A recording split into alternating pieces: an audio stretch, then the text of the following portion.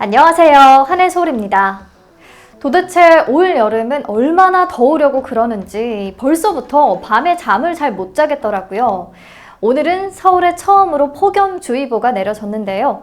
여러분들만의 더위 피하는 방법이 있으면 공유 좀 해주세요.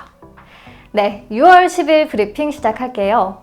먼저 뉴욕 증시 마감 상황입니다. 연속 가파른 랠리를 달린 탓에 이날 전반적으로 숨고르기에 돌입한 모양인데요. 기술주 중심의 나스닥 지수만 0.29% 오르면서 장중에 1만 선을 돌파하기도 했습니다. 만 선을 넘어선 건 사상 처음이라고 하네요. 이제 슬슬 뉴욕 증시에도 주가 고평가론이 돌기 시작한 것 같아요. 투자자들이 차익 실현에 나선 모습이고요. 그럼에도 나스닥 지수가 나 홀로 질주를 이어가고 있는 건 아무래도 코로나19로 언택트 IT 종목들, 아마존과 애플, 페이스북, 넷플릭스가 급등세를 이어가고 있기 때문이죠. 하지만 이를 두고 일각에서는 1997년 닷컴 버블 당시와 비슷하다는 말까지 나오고 있어요. 연준이 푼 유동성 위에서 기업 펀더멘털과 무관한 묻지마 투자도 나타나고 있거든요. 여기에서 뉴욕 증시가 더 가줄지 아니면 숨고르기가 계속될지 잘 지켜봐야 할 것 같네요. 네, 그리고 현재 미국에서 FOMC 회의가 진행되고 있는데요. 기준금리는 제로 수준으로 동결할 것이 확실히 되지만 경기 부양을 위한 추가적인 통화 완화 정책 또는 메시지가 발표될지 귀 기울여 봐야겠고요. 연준이 앞으로의 경제 상황을 어떻게 예측하는지도 중요한 대목입니다. 네, 다음 국제 유가 마감 상황인데요. 하루 만에 다시 오름세로 돌아섰네요. 오펙 플러스의 감산 연장이 확정되면서 안도감이 작용하는 것 같습니다.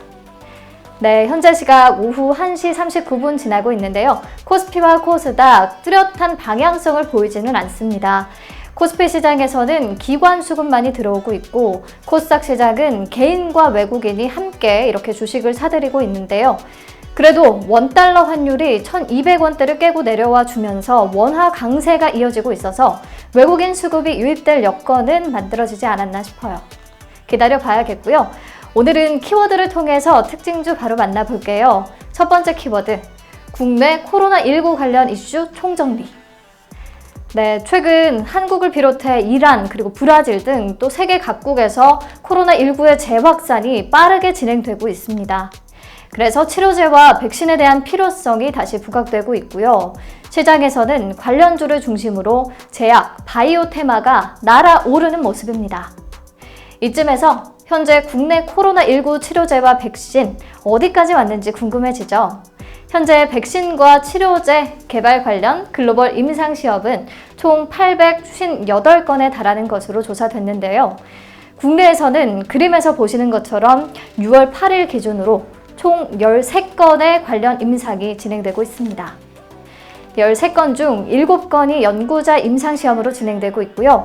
나머지 6건이 제약사가 진행하는 상업화 임상인데 보시면 2건은 또 길리어드 사이언스가 진행하는 렘데시비르고요. 현재 3상에 돌입해 있습니다. 그렇다면 길리어드를 제외하고 임상 승인을 받은 국내 제약사는 어떤 곳들이 있을까요? 치료제 부문에는 부강약품, 신풍제약, MG캔 생명과학이 있습니다.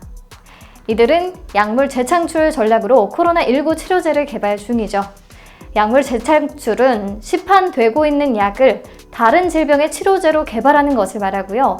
앞선 임상을 통해서 안정성을 확보했기 때문에 임상 이상부터 시작할 수 있어서 개발 기간을 단축한다는 장점이 있어요. 부강약품은 B형 간염 바이러스 치료제인 레보비르에 대해 지난 4월 국내 최초로 임상 2상을 승인받았고요. 한국인 코로나19 환자의 검체로부터 분리한 바이러스를 이용한 시험 결과 이미 치료제로 사용하고 있는 칼레트라와 유사한 바이러스 억제 효과를 보였다고 해요. 칼레트라는 바이러스 유전 물질의 복제를 억제하는 기전을 가지고 있는데요. 렘데시비르 칼레티라와 같은 기전이라고 하네요. 신풍제약은 말라리아 치료제인 피라맥스 정에 대해 지난 5월 13일 이상 승인을 받았고요. 엔지캠 생명과학은 비알콜성 지방간염과 구강점막염 치료제로 개발하고 있는 EC182, 이렇게 코로나19에 효과가 있을 것으로 기대가 되고 있습니다. 어쨌든 현 상황에서 코로나19 치료제 개발에 선두를 달리고 있는 기업은 부광약품과 신풍제약, 그리고 엔지캠 생명과학 정도를 꼽아볼 수 있는 상황이고요. 이미 정보를 파악한 투자자들이 발빠르게 움직이면서 요 며칠 굉장히 폭주를 했죠. 아직 임상에 돌입하지는 않았지만 개발을 진행 중인 다른 기업들도 그림으로 한번 확인을 해보세요. 그럼 이번에는 주제를 좀 바꿔서 코로나19 치료제와 진단기기 분야에서 기술 이전을 받은 기업들에 대해 얘기를 해볼까 봐요.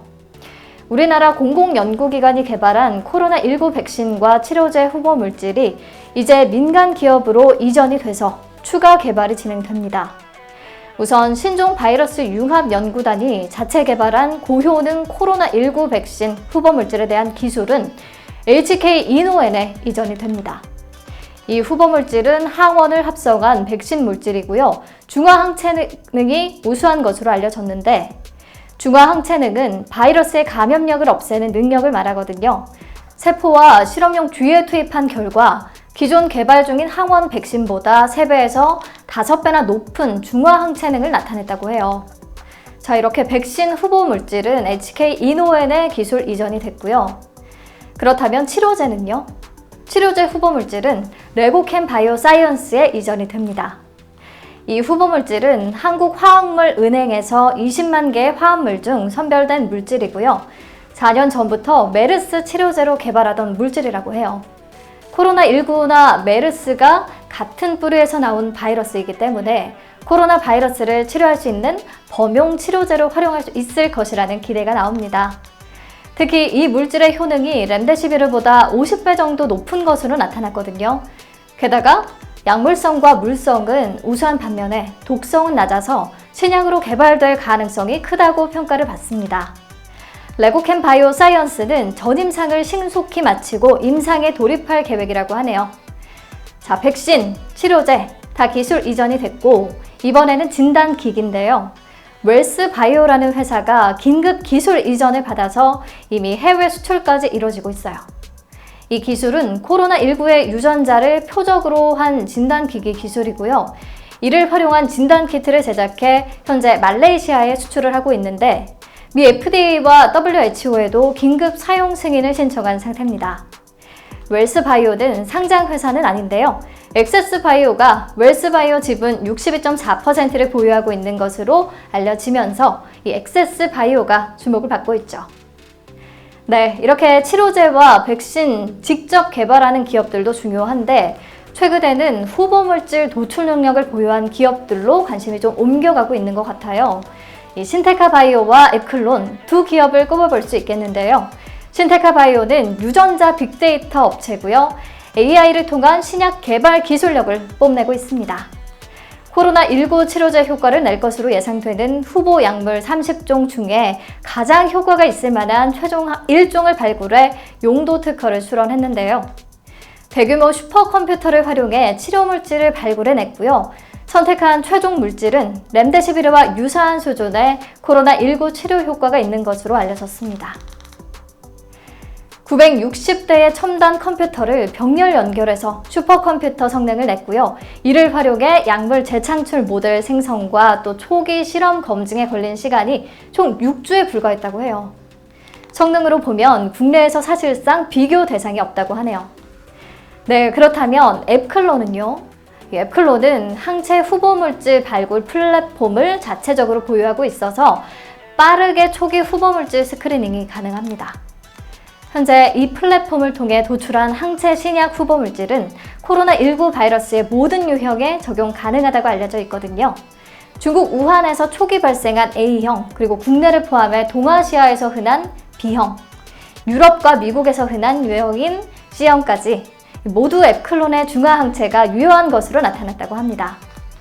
국내에서도 대구에서 발생한 변종은 B형이었는데 최근 이태원 클럽발 변종은 C형이었거든요. 그래서 변종 모두의 효능이 있는 치료제 개발을 시급한 상황이고 그런 면에서 앱클론의 치료제가 우월한 상황이기 때문에 글로벌 임상 진입이 가능하지 않을까 전망이 되고 있습니다.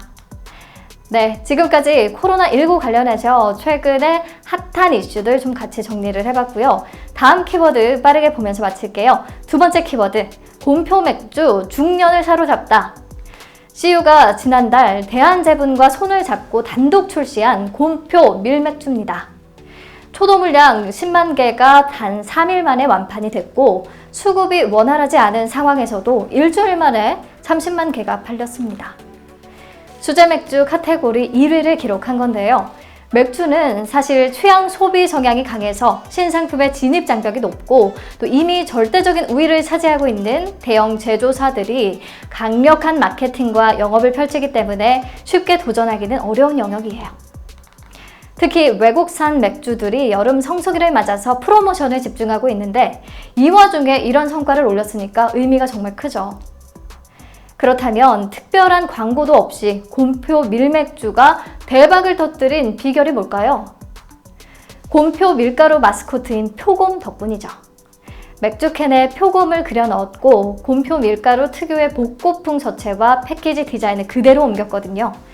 복고 감성이 제대로 먹히면서 특히 4050 세대에게 큰 사랑을 받았어요. 실제 맘카페 같이 중년층이 주로 활동을 하는 온라인 커뮤니티에는 인증샷과 함께 맛에 대한 후기가 잇따르고 있다고 하네요. 그런데 사실 이 70년 전통의 밀가루 곰표 협업이 CU가 처음이 아닌데요. 우리 업체와 곰표 패딩을 만들었고요. 애경산업과 곰표 2080 치약도 출시했고요. 또 스와니코코와 곰표 밀가루 쿠션도 상품화를 했어요. 최근 복고 열풍이 불면서 밀가루 포대를 연상시키는 다소 촌스러운 제품의 디자인이 2030의 취향을 저격하고 있습니다. 곰표 밀가루가 만나는 곳마다 이렇게 성공 사례가 잇따르면서 대한제분의 주가도 날아갑니다. 나름 트렌드를 잘 따라가는 재밌는 소식이었네요. 네, 오늘 브리핑은 여기서 마칠게요. 내일 다시 만나요.